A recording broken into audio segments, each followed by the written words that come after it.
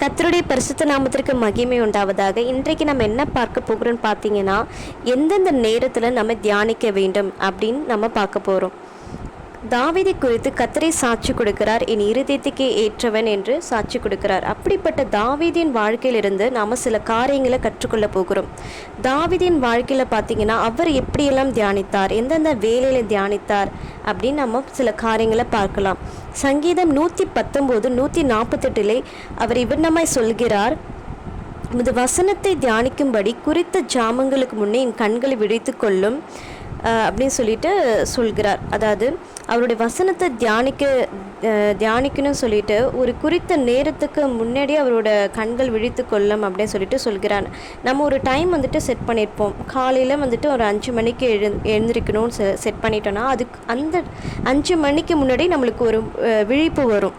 அதுதான் சொல்கிறாரு, அது குறித்த ஜாமங்களுக்கு முன்னே நான் விழித்து கொள்வேன் அவங்களுடைய வசனத்தை தியானிக்கும்படி அப்படின்னு சொல்லிட்டு சொல்கிறார். அதே போல் சங்கீதம் 55:17 இவண்ணமாய் சொல்கிறார், அந்தி சந்தி மத்தியான வேலைகளிலும்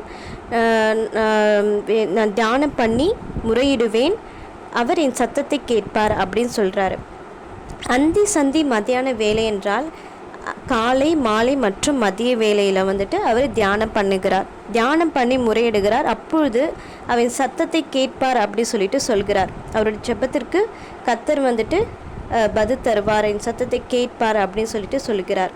அது மாத்திரம் இல்லாமல் சங்கீதம் 63:6 இவண்ணமாய் சொல்கிறார், என் படுக்கையின் மேல் நான் உம்மை நினைக்கும் போது ராஜாமங்களில் உண்மை தியானிக்கிறேன் அப்படின்னு சொல்லிட்டு சொல்கிறார். அது மாத்திரமில்லை, தூங்க போகும்போது படுத்திருக்கும்போது என்ன சொல்கிறாருன்னா, இரவு நேரத்தில் நான் உங்களை நினைக்கும் போது அப்போ வந்துட்டு உங்களை தியானம் பண்ணுறேன், தியானிக்கிறேன் அப்படின்னு சொல்லிட்டு சொல்கிறார். அப்போது இரவு நேரத்தில் தியானம் செய்கிறார்.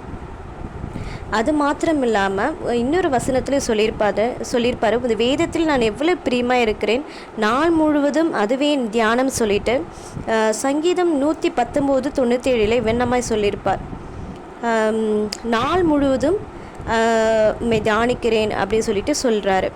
அப்போது தியானிக்கும் போது என்ன நடக்குது அப்படின்னு சொல்லிட்டு பார்த்தீங்கன்னா, சங்கீதம் 39:3 இவண்ணமாய் சொல்கிறார், என் இருதயம் எனக்குள்ளே அனற்கொண்டது, நான் தியானம் செய்கையில் அக்கினி மூண்டது, அப்பொழுது என் நாவினால் விண்ணப்பம் செய்தேன். தியானிக்கும் போது என்ன நடக்கும் பார்த்தீங்கன்னா, நம்ம ஆண்டவருடைய வசனத்தை அவருடைய கிரியைகள் எல்லாவற்றையும் நம்ம தியானிக்கும் போது நம்மளுடைய இருதயம் வந்துட்டு பார்த்திங்கன்னா அனல் கொள்ளும் போது வந்துட்டு ஆட்டோமேட்டிக்காகவே நம்ம வந்துட்டு ஜெபம் பண்ணுவோம்.